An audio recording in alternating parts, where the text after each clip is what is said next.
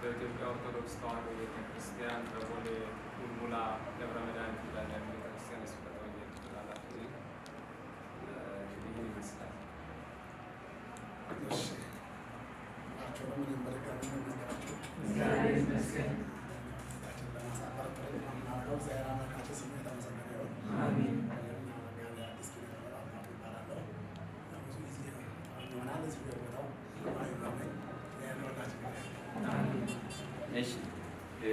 ጥያቄያችንን እንጀምራለን። እንግዲህ ከመጋቤ ብሉይ ሐዲስ መጀመሪያ የምንጀምረው ከሶስተኛ ጥያቄ ካለው እንጀምራለን። ምክንያቱም አሁን ካለንበት ወቅቱም እንደመሆኑ መጠን ያለንበት ድረስ ይቀጥልና ቀጥሎ ደግሞ ያለን ይቀጥላል። በዚህ በባለ 50 ውስጥ እያንዳንዱ ሳምንት ያው ስያሜ ያለው የመጀመሪያው ሳምንት ጾመ ሕርቃል ዘወረደ ነው። ሁለት ስሞች ነው ያሉት። አንደኛ ዘወረደ፣ ሁለተኛ ጾመ ሕርቃል ነው የሚባለው ሳምንት። ዘወረደ የተባለበት ምክንያት ከሰማይ ሰማያት መውረዱ፣ ከድንግል ማርያም መወለዱ፣ አምላክ ሰው መሆኑ፣ በሰፊው የውስጡ አገልግሎት፣ የቅዱስ ያሬድ ምስጋና፣ በቤተ ክርስቲያናችን የሚነበበው ወንጌል፣ የክርስቶስን መውረድ መወለድ የሚነገርበት የሚሰበክበት የምንማርበት ሳምንት ነው ያ ሳምንት።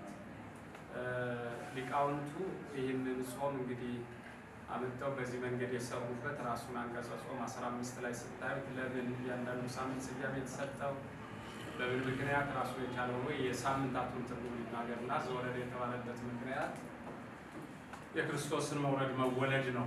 አሁን እንዳሉት የሚነበበው ወንጌልን የሚሰበከው ምስባክም ሳምንታቱን የሚደረሰው ስብሐተ እግዚአብሔርን የክርስቶስን መውረዱን መወለዱን ቤተ ክርስቲያን የምስጋና ሳምንት አድርጋ ታመሰግናለች። አንደኛ ምክንያቱም ጾመ ከሚለው የምትደርስ ወረደ ተወለደ የሚለው ስትናገር ሳይወርድ ሳይወለድ ጾመ ክርስቶስ ጾመ ማለት ስለማይችል፣ ስለዚህ ይህን 40ውን ቀን ጾመ ከሚለው ያደረሰ መውረዱ መወለዱ ነው እና አንዱ እሱ ነው። ሁለተኛ ጾመ ሕርቃል የተባለው የእስራኤልን ታሪክ ተሰማላችሁ ብዙ ጊዜ የደረሰባቸውን ፈተና የገጠማቸውን ችግር ያለቀሱትን እንባ መጨረሻ ላይ ከሕርቃል ጋር ያደረጉትን ቃለ ምልልስ በሰፊው በዕለቱ ስለምትማሩት ያ ሕርቃል በተዋህዶ ከሚያምኑት ጋር በአንድ ነገር ይለያያል። በአንድ ነገር ወረደ ተወለደ በሚለው አንድ ነው። ነገር ግን ሁለት ባህሪ የሚል አምልኮት ነው የሚያመልክ እና አሕዛብ መከራ ስንተውባቸው ምንም ቢሆን ወረደ ተወለደ በሚለው አንድ ነን። እኛ በተዋህዶ ሁለት ባህሪ አንድንም አንድ ባህሪ ነው። አንተ ግን ሁለት ባህሪ ብትልም በዚህ አንድንና እባክህን አሕዛብ መከራ ስንተውብናል አግዘን እርዳን ብለው አንድ የአሕዛብ በጣም አስቸጋሪ የነበረ ሰው ስለነበረ በመሪነቱ በንጉስነቱ ባለቃነቱ ያን ሰው ቀጣውና ከቀጣው በኋላ ይህን ንጉስ ወይም ደግሞ ሕርቃል የቀጣው ሰው አብያተ ክርስቲያናትን አቃጥሏል፣ ምዕመናንን አድርጓል፣ መጻሕፍትን እንዲፈርሱ አድርጓል፣ እንዲቃጠሉ አድርጓል፣ ብዙ መከራ ደርሷል። በኋላ ሕርቃል ያንን ሰው ካጠፋ በኋላ በቀጥታ አብያተ ክርስቲያናት እንዲሰሩ፣ የፈረሱት እንዲታነጹ፣ ያልተሰሩት እንዲሰሩ፣ ምዕመናን ወደ አብያተ ክርስቲያኖቻቸው እንዲመለሱ አዋጅ አወጀ። ከጫፍ እስከ ጫፍ ብዙ አብያተ ክርስቲያናት ተሰርተዋል። በዘመኑ የነበሩ ሊቃነ ጳጳሳት፣ በዘመኑ የነበሩ ቤተክርስቲያን አባቶች፣ ከሐዋርያት ቀጥለው ቤተክርስቲያኗን የተረከቧት አባቶች እንዲህ የሚል ጽሑፍ በየቤተክርስቲያኑ ላኩ።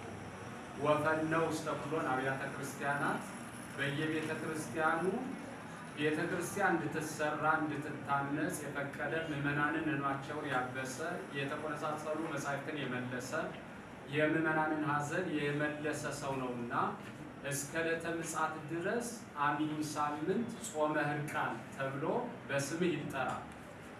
ነገር ግን አንተም ደግሞ በዚያ ሰው ላይ በፈጸምኸው በደል ንስሐ ይሆንልህ ዘንድ ይችን ሳምንት ተከፋፍለው ክርስቲያኖች ይጾሙልህ። አሁን ይጾሙልህ ነው። በኋላ ግን እስከ ዕለተ ምጽአት ድረስ ግን በስምህ ይሰየምልህ። የሚጾመው የክርስቶስ ጾም ነው። የምንጾመው ጾም ከክርስቶስ ጋር የምንገናኝበት ነው። ስያሜውን ግን ይህን ቃል ኪዳን ሰጡትና በአንተ ስም ይጠራ በመባሉ በቤተ ክርስቲያኒቷን መልሶ ያነጸ በመሆኑ፣ ምዕመናንን እንባቸውን ያበሰ በመሆኑ፣ ያልተሰሩ አብያተ ክርስቲያናትን መስራት የፈረሱትን በማደሱ ጾመ ሕርቃል የሚል ሳምንት ይጠራል እና የመጀመሪያው ዘወረደ የምንለው ጾመ ሕርቃል ነው። ሁለተኛው ቅድስት ነው። የሁለተኛው ሳምንት